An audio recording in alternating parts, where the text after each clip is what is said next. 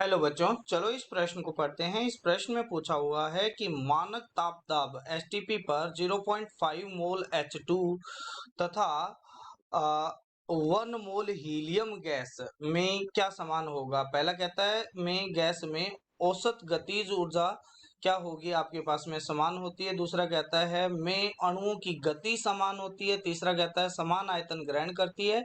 और डी कहता है विसरण की दर क्या होती है, समान होती है। तो चलो हमारे पास में इस प्रश्न की मुख्य अवधारणा को सीखते हैं। मुख्य अवधारणा, तो मुख्य अवधारणा के अंदर हमारे पास में आता है गैस के अणुओं की जो गतिज ऊर्जा है, गतिज ऊर्जा वो होती है आपके पास में, जिसको हम काइनेटिक एनर्जी के ई से लिखते हैं, वो होती है 3/2 nRT। ठीक है, तो यहाँ पर टी क्या है, आपके पास में ताप है, और एन क्या है, मोल है। क्या है आपके पास में, मोल है। ठीक है, तो यहाँ पर अगर देखा जाए, क्या देखा जाए कि अगर गैस के अणु के पास में है, समान ताप है, क्या है, समान है, तो गतिज ऊर्जा क्या होगी, गतिज ऊर्जा करती है ताप पर, क्या करती है, निर्भर करती है। ठीक है, ताप पर निर्भर करती है।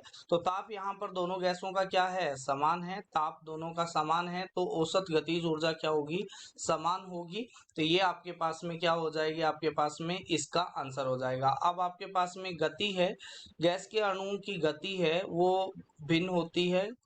गैस के अणुओं की गति क्या होती है, आपके पास में भिन्न होती है।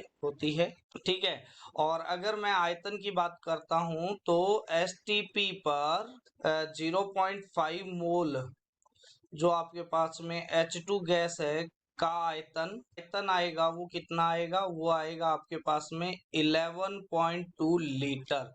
जबकि एसटीपी पर अगर 1 मोल कोई सी भी गैस है, हीलियम गैस का जो आयतन है वो कितना आएगा, वो आएगा आपके पास में 22.4 लीटर आएगा। ठीक है, तो ये आपके पास में क्या नहीं हो सकता, गलत हो जाएगा, गति भी समान नहीं हो सकती है।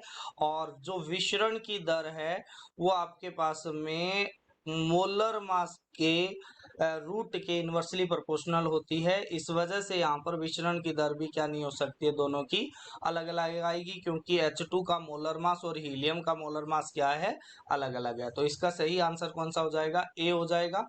आशा करते हैं मुख्य अवधारणा के आधार पर आपको इस प्रश्न का उत्तर समझ में आया होगा। धन्यवाद।